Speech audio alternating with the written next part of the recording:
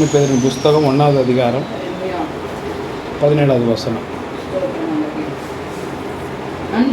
அன்றியும் பட்சபாதம் இல்லாமல் அவனவன் செய்கிற நடவடிக்கைகளின்படி நியாயம் தீர்க்கிற நம் ஆண்டவரை நீங்கள் அவர்தான் எல்லாமே என்று சொல்லி பிதாவாகிய தேவன் என்று வணங்கி கொண்டு வருகிறபடியால் இங்கே பரதேசிகள் நாம் இந்த பூமியிலே சுற்றி திரிகிற வாழ்ந்து கொண்டிருக்கிற நாட்கள் வரைக்கும் பயத்துடனே நடந்து கொள்ளுங்கள். அல்லேலூயா. நமக்கு மேல ஒரு தெய்வம் இருக்கிறது. நாம் நடந்து செல்கிற செய்கிற காரியங்கள், நடவடிக்கைகள், பேசுகிற வார்த்தைகளை எல்லாவற்றிலும் நம்மை மேல இருந்து ஒரு தெய்வம் என்ன பண்ணியிருக்கு? பார்த்து கொண்டே. நம்ம செய்யற ஒவ்வொரு காரியத்தையும் பார்த்துக்கிட்டு இருக்கு. ஒரே ஒரு சின்ன விஷயம், இப்போ உங்களுக்கு ஒரு பலகீனம் வருது, இல்லை யாருக்கோ உங்களுக்கு வீட்டில் ஒரு பலகீனம் வருது, என்ன பண்ணுவீங்க? ஒரு ஜெபம் பண்ணுவீங்க. ஜெபம் என்ன செய்வீங்க, முடியலன்னா செய்வீங்க. கர்த்தரோட பிள்ளைங்கன்னா ஒரு ஜெபம் பண்ணுவீங்க. ஆஸ்பத்திரியில் போய் காமிப்போம், இல்லைன்னா என்ன பண்ணுவோம்? மெடிக்கல் ஷாப்பில் மாத்திரை வாங்கி கொடுப்போம். இப்போது அதே சமயத்தில் கர்த்தரோட பிள்ளைங்க, கர்த்தரோட ஊழியக்காரவங்க ஒருத்தவங்க முடியலன்னு சொன்னதுக்கப்புறம் ஒரு ஃபோன் போட்டோ இல்லை நேரடியாக வந்து ஒரு ஜெபம் பண்ணுங்கன்னு சொல்கிறாங்க. ஜெபம் பண்ணி முடிச்சதை அவங்களுக்கு என்ன பண்ணிடுது? விலகினோம், சுத்தமாக போயிடுது. ஏன் ஊழியக்காரங்க ஜெபம் பண்ணால் நல்லா போகுது, மற்றவங்க ஜெபம் பண்ணால் நல்லா போகல? அது என்னைக்காச்சும் ஒரு நாள் யோசனை பண்ணியிருக்கீங்களா? ஊழியக்காரவங்க பரலோகத்துலேருந்து வந்தாங்களா? இப்போ கடந்த நாட்களில் பார்த்தீங்கன்னா நான் வாசிக்கிறேன், பட்சபாதம் இல்லாமல் அவனவனுடைய கிரியைகளின்படி நியாயம் தீர்க்கிறவர். பட்சபாதம், அவன் ஊழியக்காரனோ பணக்காரனோ ஏழையோ கண்ணு தெரியாதவனோ நீங்கள் கவனிக்கலாம், குருடனோ நொண்டியோ அவற்றை ஏற்றத்தாழ்வே இல்லை. அவங்க செய்கிற நடவடிக்கையின்படி நியாயம் தீர்ப்பார். இதுதான் அதோட தாற்பயம். நீ என்ன பண்றியோ கண்டிப்பா என்ன பண்ணி வர்றாரு ஆண்டவர்? நியாயம் தீர்ப்பார். நம்ம நினைச்சுக்கிறோம் நம்மளை பத்திக்க நம்ம நல்லவனா இருக்கோம், கொண்டாடிட்டு நல்லவனா இருக்கும், புருஷன்ட்ட நல்லவளா இருக்கும், நம்ம கூட இருக்கவங்கள்ட்ட நல்லவளா இருக்கும், எல்லாருக்கும் பிரியமா நடக்கிறோம். அப்படி நம்ம என்ன பண்றோம்? நினைச்சுக்கிட்டே இருக்கிறோம். நம்ம பிரியமா இருக்கிறோம், நம்ம நினைச்சுக்கிட்டே இருக்கிறோம். கர்த்தருக்கு ஸ்தோத்திரம். அந்த நம்ம பிரியமா இருக்கிறோம், நம்ம நினைச்சுக்கிட்டே இருக்கிறோம்.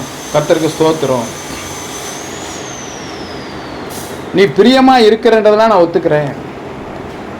ஏன் கிரியைகள் நடக்கல? பட்சபாதம் இல்லாமல், ஏற்றத்தாழ்வு இல்லாமல் அவனவன் செய்கிற நடவடிக்கைகளின்படி நியாயம் தீர்க்கிறவர் ஒருவர் இருக்கிறார். அவர் தான் ஆண்டவராய் இயேசு கிறிஸ்து.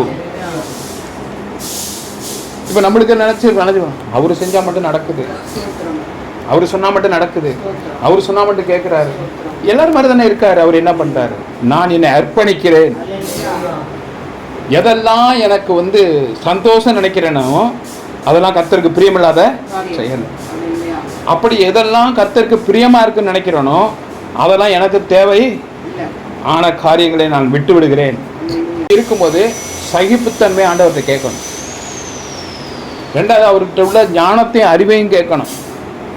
ரெண்டாவது, கெட்ட வார்த்தை பேசக்கூடாதுன்னு, என்ன கோபம் வந்தாலும் கெட்ட வார்த்தை வாயிலிருந்து வரக்கூடாது. இதை மூணையும் விடணும். பரியாசத்தை விடணும், பொய்யை விடணும். ஆண்டவர் சொல்றாரு, உனக்கு ஒரு பாதகமும் வரக்கூடாதுன்னு சொன்னா என்ன செய்யணும்? அடுத்தவனை பேசாதேங்கிறார். அடுத்தவன் என்ன செய்யக்கூடாது? பேசாத. அதை நீ மனசுக்குள்ள நினைச்சேன்னா கூட அது நல்லதா இருந்தா மனசுக்குள்ள கெட்ட சிந்தனை நீ நினைச்சு அவன் நல்லா வாழ்றான், அவன் பைக் வச்சிருக்கான், அவன் கார் வச்சிருக்கான், பங்களா எப்படி சம்பாரிச்சான்னு தெரில, எப்படி பண்ணான்னு தெரில, அவன் பொண்டாட்டி நல்லா இருக்குன்னு அவன் அப்படி இருக்கிறான், இவ்வளோ நகை போட்டிருக்கான்னு அவன் மனசுல நினைச்சாலும் அது கெட்ட சிந்தனைனா அப்படியே நீ அழிச்சிரு. என்ன பண்ணிடு? அதெல்லாம் விட்டு விலகிடு. ஆனா 2 பேர் 3 பேரா சேர்ந்து தயவு செய்து என்ன பண்ணாத? பேசவே பேசாத, நான் ஆசீர்வதிக்க மாட்டேன். 3 பேரா உட்காந்து 4 பேரா ஒருத்தர் குறித்து பேசாத. இப்படி நீ பேசுனீன்னா உன்னோட நடவடிக்கைகளின்படி உனக்கு நடக்க வேண்டிய எந்த காரியத்தையும் நான் நிறைவேற்ற மாட்டேன். இதான் ஆண்டவர் நேற்று ஃபுல்லாக கற்றுக் கொடுத்தது, போன வாரம் ஃபுல்லாக கற்றுக் கொடுத்தது. மெடிக்கலில் நான் போய் ப்ரேயர் பண்ண போகிறப்பெல்லாம் எனக்கு கற்றுக் கொடுக்குறதே இதுதான். அடுத்தவங்களுக்கு என்ன பண்ணாத, ஒரு வார்த்தை பேசு. நம்ம என்ன பண்ணுறோம், ஒருத்தர் கிடைச்சாலே போதும். 3 பேர் உட்காந்தன்னு வச்சுக்கோ, என்னைக்காச்சும் என் பொண்டாட்டி சரியில்லை நீ சொல்லியிருக்கியா, என் மாமன் ஒழுங்கா இல்லைன்னு சொல்லியிருக்கியா, இல்லை எய்த்தாப்பில் உட்காந்துருக்க நீ தான் இருக்கட்டும் என் பையன் எய்த்து பேசுகிறான்னு சொல்லியிருக்கியா? நம்ம சொல்லவே மாட்டோங்க. அடுத்தவங்களை பற்றி என்ன பண்ணுவோம், ஒரு கதையை பேசி அவன் பொண்டாட்டி அப்படி, அவன் புள்ள அப்படி, இவன் புள்ள இப்படி, இவன் புள்ள இவன் குடும்ப யோக்கிய மாதிரி. அதை தேவன் அறவே வெறுக்கிறார். உனக்கு அன்னைக்கே நியாய தீர்ப்பு கிடச்சிருப்பார். அன்னைக்கே அது என்னாச்சுங்க, என்ன அவன் பொண்ணு வந்து ஆளாம பண்ணிச்சே சேர்ந்துருச்சா, அவன் மனைவி ஒழுங்காக இருந்துச்சு ஒழுங்காக இருக்கா, அவன் புருஷன் மனைவி சண்டை போல இருக்கு கோச்சிட்டு பண்ணிச்சு அந்த பொம்பளை வந்துருச்சா, இதை தவிர நம்ம ஏதாச்சும் பேசுகிறோமா? ஆண்டவர் சொல்கிறாரு, நீ இப்படி பேசுனா உடனே நான் என்ன பண்ணுவேன், நியாயம் தீர்ப்பேன். நம்மளுக்கு சோறு இருக்கோ இல்லையோ, அடுத்த வேலைக்கு நம்மளுக்கு நல்ல தூக்கம் வருதோ இல்லையோ, ஆனால் அடுத்தவங்களை பற்றி என்ன பண்ணுறோம். அப்போ ஆண்டவர் சொன்னார், நீ முதல் அடுத்தவங்களை என்ன பண்ணாத, பேசாத. எனக்கு அது பிடிக்காது. நான் உன்னோட காரியத்தை அப்படியே நிப்பாட்டி வச்சுருவேன். நீ எந்த காரியத்தை செய்கிறியோ அதை நிப்பாட்டி வச்சுருவேன். உனக்கு ஒருத்தன் கீழே அட்ஜஸ்டண்டாக இருக்கான்னு வச்சுக்கோ, அவன் தப்பு பண்ணால் நீ நேருக்கு நேரம் என்ன பண்ணிவிடு, கண்டிச்சிரு. இல்லைப்பா உனக்கு எனக்கு சரியாக வராது நீ கிளம்பு, இல்லை உன் ஃப்ரெண்டாக இருக்கான் உனக்கு அவனுக்கு பிடிக்கலன்னா விட்டுரு. நீ போய் இன்னொருத்தவங்களை என்ன பண்ணாத, அவனோட சேர்ந்து சுற்றிக்கிட்டு அவனோட டீ குடிச்சிக்கிட்டு அவனை பற்றி இன்னொருத்தவங்களை போய் என்ன பண்ணாத, தப்பாக பேசாத. உனக்கு ஒரு அட்ஜஸ்டண்டாக இருக்கிறான்னா அவனை பற்றி பேசாத. உனக்கு ஒருத்தன் முதலாளியாக இருக்கானா அவனை பற்றி என்ன பண்ணாத, பிடிக்கலன்னா ஒதுங்கிரு. நீ ஒதுங்கி வந்துட்டா நான் உன்னை உயர்த்துவேன். நீ பேசாமல் இருந்தா உன் குடும்பத்தை உயர்த்துவேன். இப்படி அடுத்தவங்களை பற்றி பேசுறதுனால தான் உன்னோட எல்லா காரியம் என்ன பண்ணுது, தடைபட்டு போகுது. நீ என்னைக்கு அடுத்தவங்களை பற்றி பேச பேச பேச நான் என்ன பண்ண மாட்டேன், ஆசீர்வதிக்கிறேன். இப்போ அடுத்தவங்களை பற்றி பேசும்போது என்ன பண்ணுதுன்னா, அவங்கள பற்றி நிந்திக்கிறோம், அவங்கள ஏளனை பண்ணுறோம், அவங்கள பற்றி பரியாசம் பண்ணுறோம், அவங்க குடும்பத்தை பற்றி என்ன பண்ணுறோம், விமர்சனம் பண்ணுறோம். இதெல்லாம் யார் செய்ய வேண்டிய வேலை, ஆண்டவர் செய்ய வேண்டிய வேலை. அல்லேலூயா. அவங்க எவ்வளோ கஷ்டப்படுறாங்க, அவங்களுக்கு எவ்வளோ பணம் தேவைப்படுது, அவங்க குடும்பத்தில் என்ன செய்யணும், அவங்க பண்ணுற தப்பு என்ன, அவங்க பண்ணுற பாவம் என்ன, எல்லாத்தையும் யாருங்க சரி பண்ணணும், ஆண்டவர் சரி பண்ணணும். உனக்கு என்ன அதிகாரம் இருக்கு, உனக்கு என்ன அதிகாரம் இருக்கு? அப்போ தேவன் எனக்கு சில சபைன்னு சொன்னால் என்கிட்ட ஒரு பொறுப்பை கொடுத்து இந்த காரியங்கள் நீ விசாரி, அந்த காரியத்தில் அவங்க ஒழுங்காக இல்லைனாக்கா அவங்கள கேளு, இப்படி பண்ணாதீங்கன்னு சொல்லு, ஜெபம் பண்ணு. அதே ஜெபத்தை பண்ணும்போது நான் விடுதலை கொடுக்குறேன். ஆனால் அவங்க உனக்கு புறம்பாவோ உன்னைய பற்றி விமர்சனம் பண்ணுன்னு உனக்கு தெரிஞ்சா கர்த்தர் பார்த்து கொள்வார். அல்லேலூயா. கர்த்தர் என்ன பண்ணுவார், பார்த்து கொள்வார்னு சொல்லிட்டு நீ விட்டு விலகிரு, எல்லாத்தையும் நான் பார்த்துக்கிறேன். வாசிக்கலாம். ஏற்றத்தாழ்வு வேற்றுமை இல்லாமல் அவனவனுடைய கிரியைகளின்படி நாம் செய்கிற ஒவ்வொரு நடவடிக்கைகளின்படி நியாயம் தீர்க்கிறவரை, அதற்கு அப்பொழுதே நியாயம் தீர்க்கிறவரை நீங்கள் பிதாவாக தொழுது கொண்டு வருகிறபடியால் இங்கே பரதேசிகளாய் சஞ்சரிக்கும் அளவும் நீங்க இந்த பூமியிலே வாழ்ந்து கொண்டிருக்கிற வரைக்கும் பயத்துடனே நடந்து கொள்ளுங்கள். இப்போ நீங்கள் செய்கிற நடவடிக்கைன்னு சொல்லிட்டாருங்க. இப்ப நல்லது செய்யறோம் இல்லையா, அதை பற்றி ஆண்டவர் இங்கே சொல்லவே இல்லை. இப்போ நல்லது செஞ்சா நன்மை செய்வார், தீங்கு செஞ்சா தீமை செய்வார். அப்போ கிரியைகள் அப்படின்லாம் சொல்லிட்டாரு. அப்போ நம்ம கடைசி முடிக்கும்போது என்ன சொல்றாரு, அப்போ நன்மை செய்கிறவன் ஏன் பயப்படுவானா? அப்போ நீங்கள் செய்கிறதுல எது அதிகமாக இருக்கு, தீமை தான் அதிகமாக இருக்கு. பாருங்க, அப்போ நீங்கள் செய்கிறது எல்லாமே 90% என்ன இருக்கு, தீமை தான் இருக்கு, நன்மையே கிடையாது. இல்லைன்னா இந்த வார்த்தை ஆண்டவர் கொடுப்பாரா? அவனவன் நடவடிக்கையின்படி நீ நன்மை செய்தால் உனக்கு நன்மை தருவேன், தீமை செய்தால் தீமை தருவேன்னு சொல்லவே இல்லை. மேலே ஒருத்தன் நான் இருந்துகிட்டு இருக்கிறேன், நீ செய்கிற எல்லா காரியத்தையும் நான் பார்த்துக்கிட்டு இருக்கிறேன், அதனால் நீ ஒழுங்காக இல்லைன்னு சொன்னால் நான் என்ன செய்யணுமோ செய்வேன். ஆனால் நான் மேலே இருக்கிறேங்கிறத நீ மறந்துடாத, எனக்கு பயந்து ஒரு காரியத்தையும் செய். நான் மேலேருந்து பார்க்குறேன், நான் உடனே தண்டனை கொடுப்பேன்னு எனக்கு பயந்து என்ன பண்ணு, ஒவ்வொரு காரியத்தையும் நிறைவேற்று. நம்மளுக்கு அந்த பயம் இருக்கு, ஐயோ நம்ம இப்படி பண்றோமே, இப்படி பேசுறோமே, இப்படி போறோமே வரமே. இதில் கர்த்தநாமத்துக்கு சோத்திரம். இது சபை. கர்த்தர் நம்மளை என்ன பண்ணுவாருங்க, ஒரு ஆண்டவர் பிள்ளையாக இருந்து மனசாட்சிக்கு பயந்து நம்ம செய்கிற தொழிலுக்கு பயந்து நேர்மையும் ஒரு உண்மையும் அங்கே இல்லைன்னு சொன்னால் ஆண்டவர் நம்மளை என்ன பண்ணுவார், நல்ல சாப்பாடு சாப்பிட முடியாது, நல்ல துணி உடுத்த முடியாது, நல்லபடியாக வெளியில் போக முடியாது, எந்த ஆசீர்வாதம் நம்மளுக்கு என்ன பண்ணாது, கிடைக்கவே கிடைக்காது. இந்த பூமியில் நம்ம வாழ்கிற வரைக்கும் உன்னை உண்டாக்கின தெய்வத்துக்கு நீ எப்படி இருக்கணுமா, பயந்து வாழ வேண்டும். எத்தனை பேருக்கு பயம் வருது? நான் சம்பாதிக்கிறேன், என் பாக்கெட்டில் பணம் இருக்குது, நான் எது வேணாலும் செய்வேன். அப்போ தெய்வம் நம்மளை பார்த்துக்கிட்டு இருக்குன்னு கூட மனசாட்சி இல்லாமல் நீ தேவனை தெரிந்து ஆண்டவரோட வார்த்தைகளை கேட்டு எல்லாம் அறிஞ்சதுக்கப்புறம் நீ என்ன பண்ணுற, பாவம் செய்துட்டே இருக்கிற. அதை தேவன் ஒரு நாள் விரும்புகிறதே இல்லை. கர்த்தருக்கு சோத்திரம். 14வது வசனம்.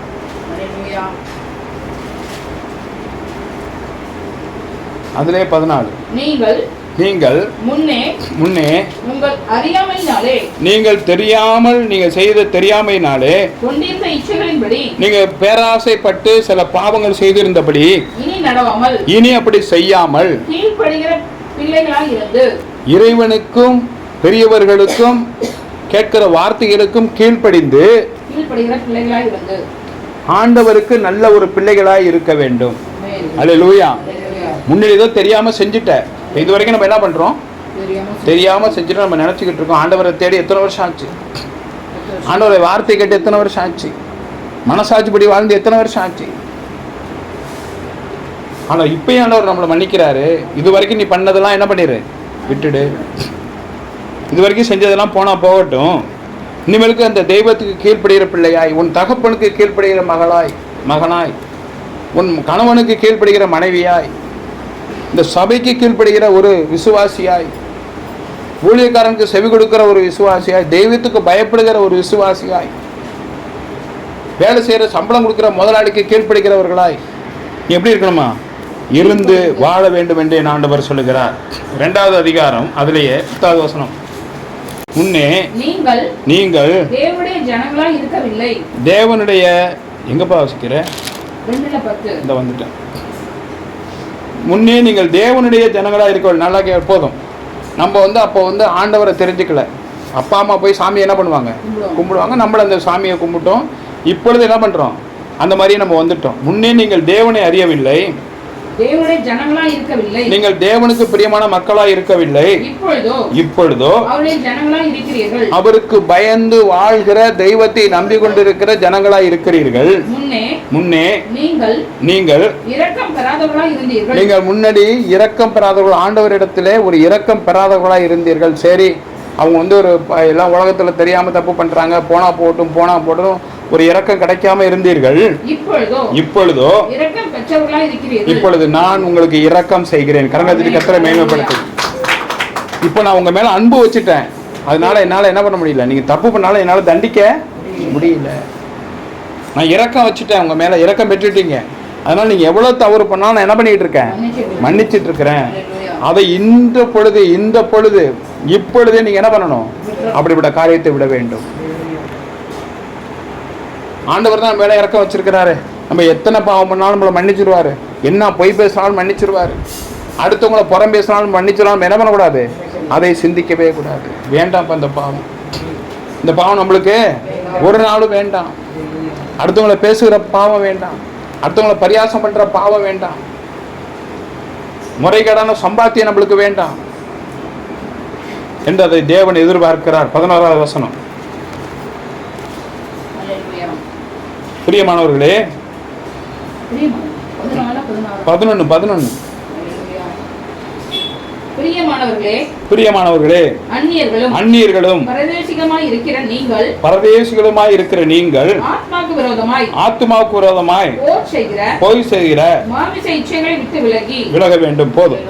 இப்ப என்ன சொல்றாரு, பிரியமானவர்களே. இப்ப என்ன பண்றாரு, இரக்கம் கிடைச்சதுனால நம்மள என்ன சொல்றாரு, அவருக்கு பிரியமாய் இருக்கிறவர்களே, நீங்க அந்நியர்களும் போதும். நம்ம எப்படி இருந்தோம் போதும், ஆண்டவர்கிட்ட இரக்கம் பெறாம அந்நியர்களா இருந்தோம்.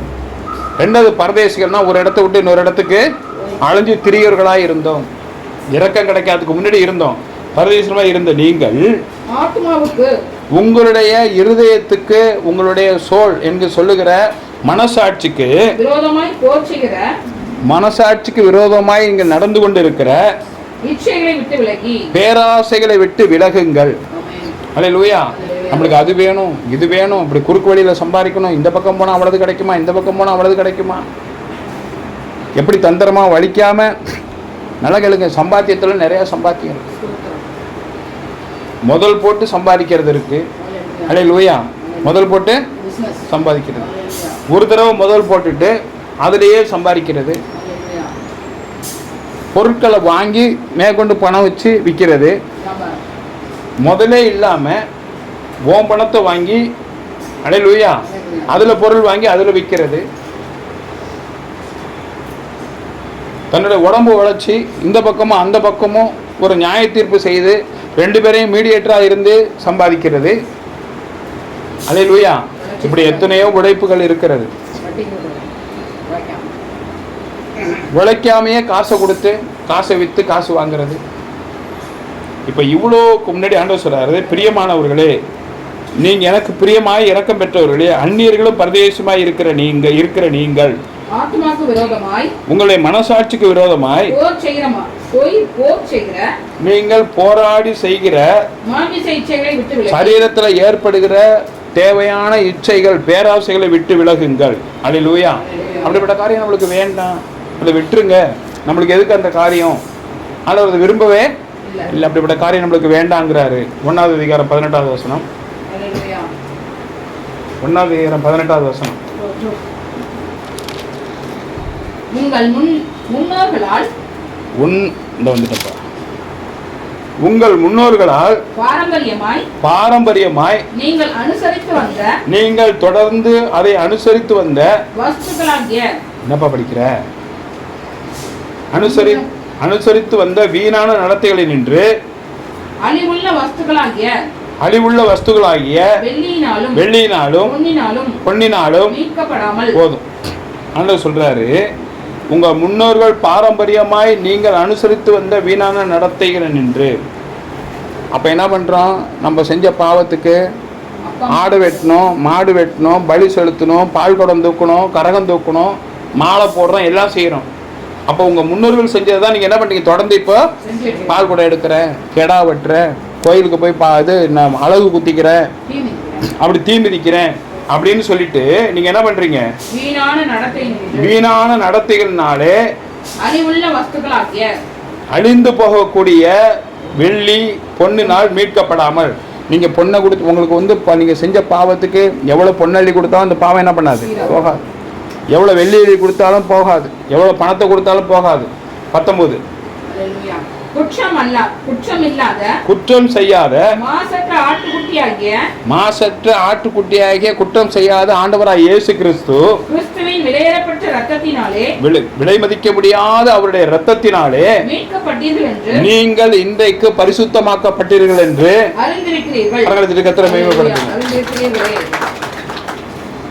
பணம் கொடுத்தாலும் உங்க பாவம் போகாது, பால் குடம் எடுத்தாலும் உங்க பாவம். யாராச்சும் சொல்லுங்க, நான் பால் குடம் எடுத்து வந்ததுலேருந்து இப்போ நான் கெட்ட வார்த்தை பேசலை, நாங்கள் மாலை போட்டதுலேருந்து கெட்ட வார்த்தை பேசுகிறதே இல்லை. ஒரு ஜோசியர் சொன்னார், என் ஜாதகத்தை பார்த்தாரு, இனிமேலுக்கு செய்ய வேணான்னாரு, அப்படியே விட்டுட்டேன். 48 நாள் விரதம் இருந்தாங்க, ஒரு மண்டலம். ஐயப்பனுக்கு மாலை போட்டேன், இப்போ எல்லாத்தையும் விட்டுட்டேன். கெட்ட வார்த்தை பேசுறது இல்லை, வட்டி கூடுறது இல்லை, பொய் சொல்கிறது இல்லை. அல்லேலூயா. ஆனால் ஆண்டவராக இயேசு கிறிஸ்து சொல்றாரு, உன்னால எதுவுமே பண்ண முடியல, அதுக்கு அப்படிதான் என்ன பண்ணேன்? என்னோட ரத்தத்தை நான் சிந்தி உங்களை என்ன பண்ணியிருக்கேன்? இன்னைக்கு மீட்டிருக்கிறதுனால தான் இந்த உலகத்துல நீ 80 வயசு 90 வயசு 100 வயசு சந்தோஷமா என்ன பண்ற? சர்ன்னு வண்டியில போயிட்டு இருக்க, நல்லா சாப்பிட்ற, நல்லா தூங்குற. அவர் அன்னைக்கு இந்த ரத்தம் சிந்தலைன்னா அதுக்கு பதிலாக உன் பிள்ளைய பலி கொடுக்கணும், உன் மனைவியை கொடுக்கணும், உன் தகப்பனை கொடுக்கணும், உன் கணவனை கொடுக்கணும். அதை எல்லா பலியும் தேவனே ஏற்றுக்கொண்டார். அல்லேலூயா. இதனுடைய தொடர்ச்சி அடுத்த வாரம் தொடரும். எல்லாரும் எழுந்திருச்சு நிற்போம். மகா கிருபையும் இரக்கம் நிறைந்த நல்ல ஆண்டவரே, நல்லவர்களுக்காய் நன்றி செலுத்துகிறோம் சாமி. நேற்று மீண்டும் மாறாதே அன்பு நேசருக்கு கூடான கொடி ஸ்தோத்திரம். பலம் கொண்டு திடமனதாயிரு, திகையாதே கலங்காதே. உன்னா சுவிட்ச் ஆஃப் பண்ணு. பலம் கொண்டு திடமனதாயிரு, திகையாதே கலங்காதே, நான் தேவன் என்று சொன்னேன். என் ஆண்டவராய் இயேசு கிறிஸ்து. பரதேசிகளாய் இந்த பூமியிலே, பரதேசி என்று சொன்னால் பரதேசி இல்லை, இந்த பூமியிலே நாம் சம்பாதிப்பதற்கு வாழ்வதற்கு சுற்றி திரிகிறோம் இல்லையா. ஒரு இடத்துலேருந்து ஒரு இடத்துக்கு போகிறவங்கள தான் யார் பரதேசம். பரதேசம் என்றால் should be called stranger. ஸ்ட்ரேஞ்சர்னா யார்?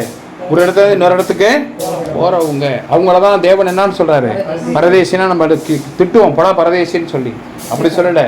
பரதேசியா இந்த பூமியில் நீ எவ்வளோ நாள் வாழ்ந்து கொண்டு இருக்கிறாயோ அதான் வாழ்க்கை. அந்த வாழ்க்கைக்கு பேர் தான் பரதேசம். இந்த பூமியில் இருக்கிற வரைக்கும் உன்னை உண்டாக்கின ஒரு தெய்வம் உன்னை பார்த்து கொண்டு இருக்கிறது, கண்காணிக்கிறது, உன் நடவடிக்கைகளெல்லாம் பார்த்து கொண்டு இருக்கிறது என்ற ஆண்டவனுக்கு என்ன பண்ணும்? நீ பயப்பட வேண்டும், நீ பயந்து நடுங்க வேண்டும்.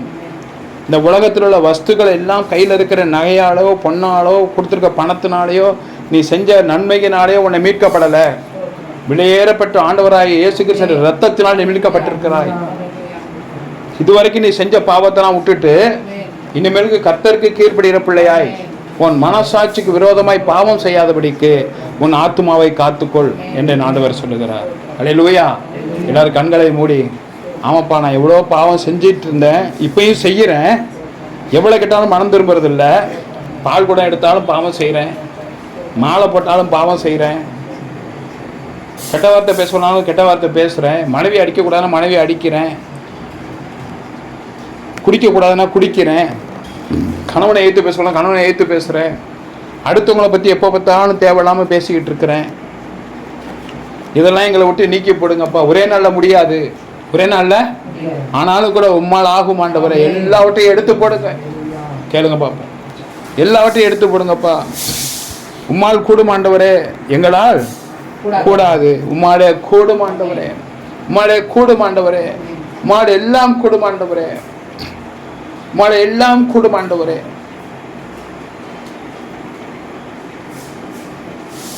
ஆத்துமாவே நன்றி சொல்லு முழு உள்ளத்தோடே. ஆத்துமாவே நன்றி சொல்லு முழு உள்ளத்தோடே. கர்த்தர் செய்த நன்மைகளை ஒரு நாளும் மறவாதே. கர்த்தர் செய்த நன்மைகளை ஒரு நாளும் மறவாதே. ஆத்துமாவே நன்றி சொல்லு முழு உள்ளத்தோடே. அல்லேலூயா. பாட்டில் கூட எழுதியிருக்கு பாருங்க, உன் ஆத்துமாவே நன்றி சொல்லு, உனக்காய் அடிக்கப்பட்ட தேவ ஆட்டுக்குட்டி, உனக்காய் ரத்தம் சிந்தனை என் ஆண்டவர் இருக்கிறார், அதனால நன்றி சொல்லு. அவருக்கு நீ நன்றி சொல்லு. உன்னை பரத்திலிருந்து பாதுகாத்து கொண்டிருக்கிறார், உன்னை பரலோகத்திலிருந்து கண்ணோக்கி பார்த்து கொண்டிருக்கிறார். அந்த தெய்வத்துக்கு பயந்து நடக்க சொல்லி என் ஆண்டவர் சொல்லுகிறார். உன்னை குடியின் வெறியின் ஆவி, உன்னை பொல்லாத பொறாமையின் ஆவி, இச்சைகளின் ஆவி, கர்த்தருக்கு விரோதமான பாவங்கள் எல்லாத்தையும் விட்டு விலக வேண்டும், கீழ்ப்படுகிற பிள்ளையாய் இருக்க வேண்டும் என்று ஆண்டவர் சொல்கிறார். கர்த்தாவே வந்திருக்கிற யாவரையும் தேவன் பொறுப்பெடுத்துக் கொள்ளும்படியாக ஜெபிக்கிறேன். நீதியின் சூரியனே அப்பா, அந்த பிள்ளைகளை ஆசீர்வதிக்கும்படியாக ஜெபிக்கிறேன். இரத்த கொடைகளை மறைத்துக் கொள்ளும்படியாக ஜெபிக்கிறேன்.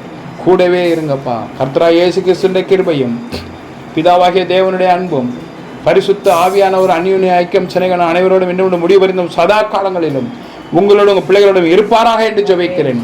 கர்த்தர் ஆசீர்வதிப்பாராக. கர்த்தர் இரத்த கொடையில் மறைத்துக் கொள்வாராக. கர்த்தர் கூட இருக்கும்படியாக ஜெபிக்கிறேன். இயேசுவின் நாமத்தில் பிதாவே, ஆமென், ஆமென். என் ஆத்துமாவே